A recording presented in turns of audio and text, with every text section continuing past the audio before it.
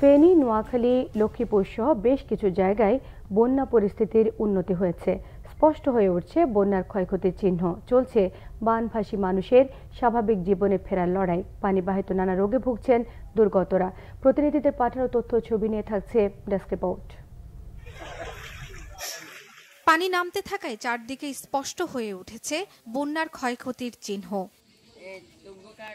ফেনী সদর উপজেলার 12টি ইউনিয়নে বানের পানি নামছে।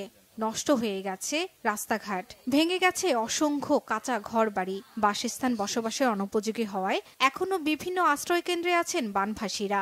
সব হারিয়ে নিঃস্ব মানুষ।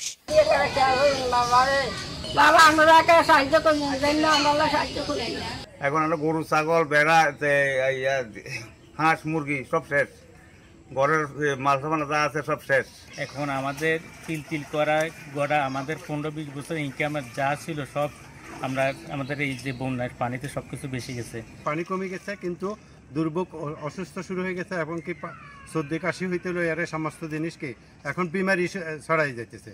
দুদিন ধরে বৃষ্টি না হয় নোয়াখালীর জেলা শহর মাইজদী, সোনাইমুড়ি ও চাটখিল উপজেলার পরিস্থিতি কিছুটা স্বাভাবিক। তবে এখনও পানিবন্দী 8টি উপজেলার 87টি ইউনিয়নের 21,25,500 মানুষ।